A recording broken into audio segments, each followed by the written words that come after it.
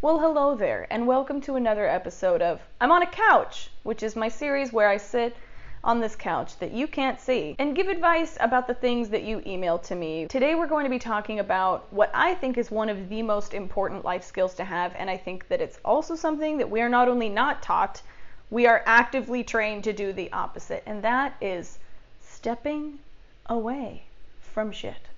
This is a topic that's been on my mind a lot the last few years, and especially lately, and it also ties in perfectly with one of the questions that I got from you guys. She says, "Hi, so we are the same age, yet you have your relationship needs and wants figured out."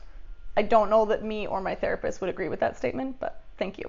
I admire that, and I'm trying to figure my own stuff out. My question is, how do you figure out whether to leave a relationship of 8 years or continue trying? We communicate on what our needs and wants are, yet nothing changes. It's like we've been in a giant rut for years. Some days I think I'd miss him if he weren't here sharing life with me. Other days I'd rather be alone working on myself and doing whatever the hell I want without worrying about someone else. This person and I had a little bit of back and forth and follow up about this email as well, and she added something I wanted to mention. She said, "Is the time committed and length of the relationship enough to continue? And what will become of him who knows how to do nothing if we split? Is starting over for both of them worth it?" Excellent question. I now have a lot of experience with leaving bad situations. I'm even working my way up to not getting in them in the first place. Leaving is so hard, and it is a skill that I'm incredibly proud of having developed. And let me just say, they're fine. They're always fine. In regards to the part where she said, "What will become of him who knows how to do nothing if we split?"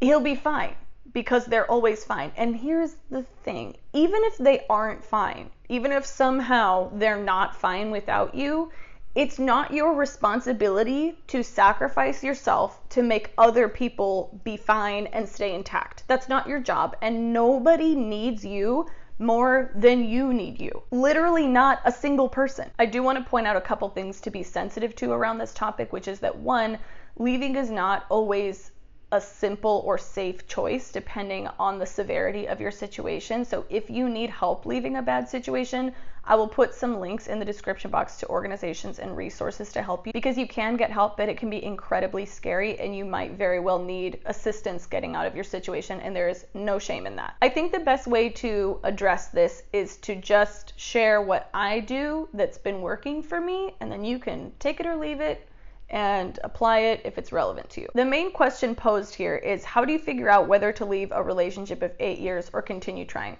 The way that I decide to leave things or stick with things is fairly simple, and it has to do with balance. I love this quote from Henry David Thoreau. He says, "The cost of a thing is the amount of what I will call life, which is required to be exchanged for it immediately or in the long run." We're all gonna die, and we have absolutely no idea when. And that seems super fucked up to me, but it's just kind of the way it is. So whatever things take life from you, take your energy, take your time, really evaluate whether or not it's worth it. All endeavors and all relationships require some of your resources, some of your life force, some of your time, some of your energy. And nothing is simple. I'll use my relationship with my sister as an example. I spend time talking to her. If she's having an issue, I spend resources or energy or money on trying to solve it. If that means taking a trip to see her or sending her something, or dedicating time where I'm not working on something else or I'm not working on myself to having a conversation with her. And I don't mind that at all, because I love her and she does the same thing for me, and being around her and having her in my life and being close with her nourishes and sustains me. So it's perfectly fine that it has a cost, because it also has a benefit, and the balance feels good and sustainable to me. And the same thing applies to any romantic relationship that I've been in. Just none of those have been able to justify the cost. And let's talk a little bit about the different types of costs that we run into in romantic relationships. Emotional. It can be really draining to deal with a person, right? It takes a lot of your energy and your emotional bandwidth to argue with someone, or to try to compromise with someone, and to try to navigate frustrations and confusions and hurt. Certainly it takes resources to go on dates and to buy presents and to do all of the different types of things involved in being in a relationship with someone. And of course, being in a relationship also takes up a lot of your time. Assuming you're in a relationship with a person who loves you and is kind and is supportive, and you feel like you can be yourself with them and you can grow with them and you deeply enjoy your time together and they stimulate your mind and your body. In that situation, I'm perfectly fine with arguing sometimes and having to sort our shit out sometimes, and recognizing that no one is perfect, and certainly whoever I've partnered myself with, we're going to butt heads occasionally, and we're going to have to figure out how to be and adjust. And this is the thing that matters, I think, the most to me in these situations. I can tolerate a lot more pain and discomfort and emotional resource cost if I feel it is related to my personal growth. I'm not perfect. Don't tell anyone. But there are things I need to work on. And if being with someone is helping me to recognize some of the things I need to work on and improve, example, in my last relationship, there was a lot of discomfort related to emotional vulnerability and moments where I had to kind of face, why am I acting like this? And, oh, I'm acting like this because of this. And now that I see it, I can work on it. And my partner was a person that was safe. So I was able to be triggered by things, have to work through them, be in discomfort, but also feel safe and supported, and like someone loved me and I could work through that with them. It wasn't always fun, but it didn't feel harmful. And here's the thing, it didn't feel unnecessary, because there is a point where you're no longer realizing new things about yourself and honing them with someone who's holding your hand through this, even if you argue sometimes, but you're just fighting over random bullshit or having to deal with the same shit over and over again, and it's just like a loop, and it's pointless. It's not doing anything. I've also been in relationships prior to that one where we would fight, and I was just like, what is even happening, and why is this even happening? Like, I'm not learning anything from this. This just sucks. Nothing is changing, and you're taking up my time, and you're taking up my energy and my bandwidth, and it's not doing anything. I'm not waking up the next day and going, that was hard, but I'm glad I figured that out. I'm just going, ugh, why are you like this? Why am I like this right now? So when I'm balancing whether or not something is worth its cost, going back to that quote, because I'm just going to read it again because it's so good. The cost of a thing is the amount of what I will call life, which is required to be exchanged for it immediately or in the long run. Ooh, and relationships, they can be taking life from you in the immediate and in the long run, because, oh man, I am still paying for past relationships and having to heal from some of the things that I chose to be a part of. And that sucks. It's part of it. It's part of it existing. But oh my goodness, not only was I in relationships where I was exhausted because of how frustrating and painful they were, but now years later, I'm still working through shit from it. So relationships are so rewarding, and they are so expensive. At this point in my life, you've got to be contributing a lot, and that doesn't mean that I need to find something that's perfect, and that doesn't mean that anyone is. It just means it needs to be worth it for me. And I can't tell you what that looks like for you or what that feels like for you, but I know for me, it means somebody that understands my boundaries and respects them, and that when we have hard times, there's a purpose and an evolution that takes place, and that the overall balance sheet is that this is contributing and I'm getting joy from this, and not that it's just sucking my resources. With all that in mind, abuse, you don't need to figure out a balance sheet. If you're being abused, you don't have to stay. You can leave.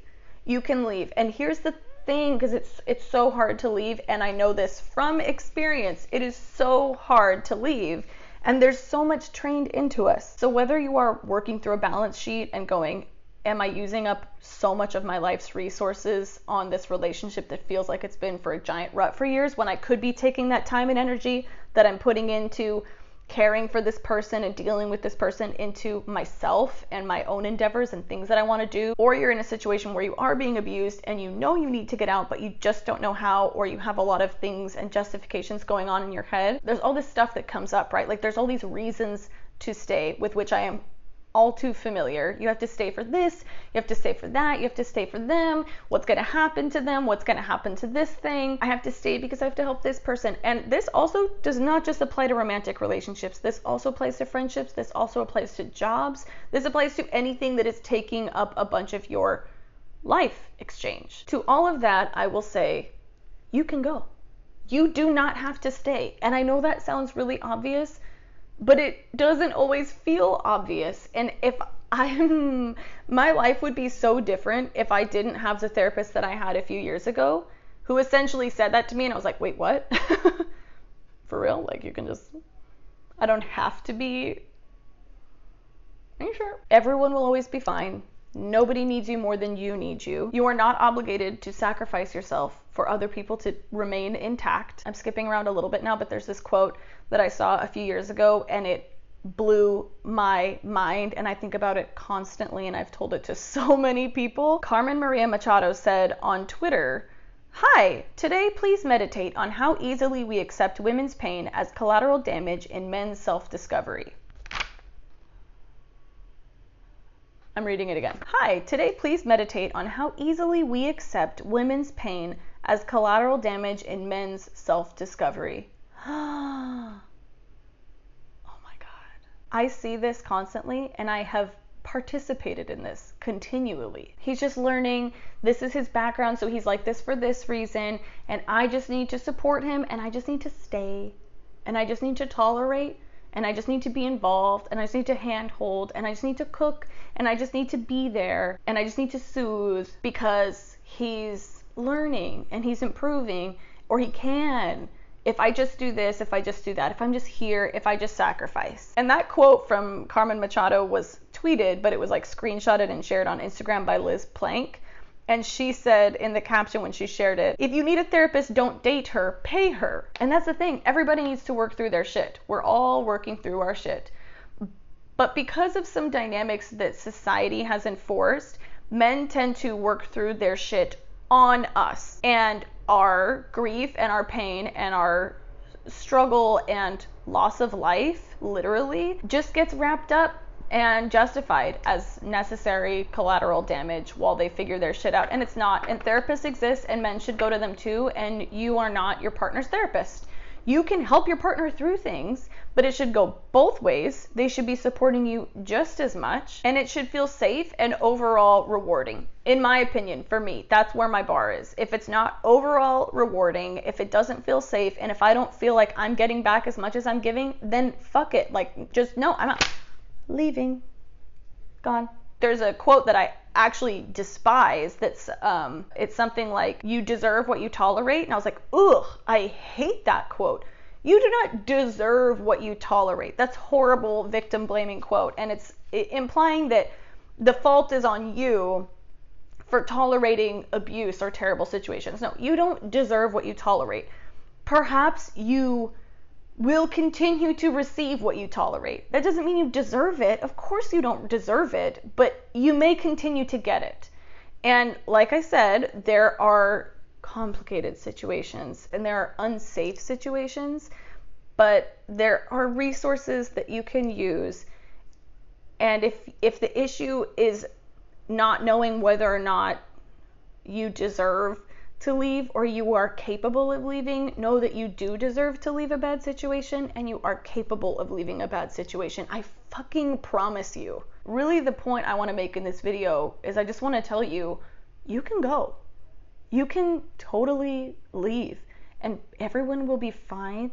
And if they don't seem fine for a while, they will be eventually. And if not, it's not your fault. It really, really isn't your fault. If you leave something that was hurting you or dragging you down, or that you just didn't want to be in, ooh, gotta talk about that. If the only reason that you want to leave a relationship is that you want to leave a relationship, that is enough of a reason. Oh my God. Isn't that crazy?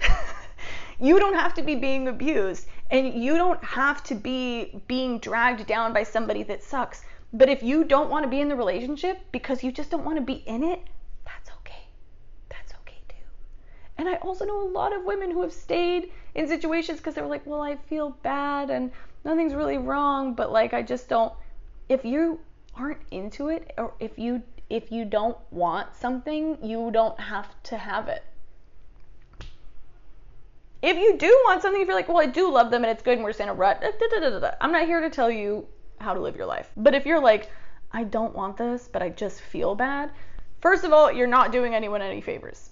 No matter how nice you think it is of you to stay in a situation like that, it's not nice actually, and everybody deserves to be with someone who wants to be with them. So it's fine. If you're just like, I don't want this anymore because I just don't want it, that's cool too. The advice my therapist gave me that literally changed my life, and sometimes I sit there and think about, oh my God, what if I just hadn't had that therapist, or what if he just hadn't said that thing? I'm like, oh, that's so scary. My life was almost so different and so much worse. He was talking about our needs, and he was like, your needs matter and your wants matter. And I've talked about this in another video at least once. And that's one of those things that's so obvious, but like, your wants matter. If you don't want something, that fucking matters. You don't have to need it. It doesn't have to be a really dramatic situation. You can just do what you want to do. You know why? Because you're going to die and I'm going to die and we only have this much time and we don't actually even know if we have that much time, and just go do the stuff you want to do. And there's all of this stuff. There's always, I have to help this person. Now we're going to veer a little bit away from romantic relationships, whether it's your job or it's a family member you're supporting or something. It doesn't have to be a full cut and dry, like you're leaving a relationship, but just boundaries. You know, if you're helping out somebody that you care about, but they're taking so much from you, setting boundaries and stepping away to whatever extent you need to so that you can pursue your life and do your shit, do that. Oh my God, please, because we're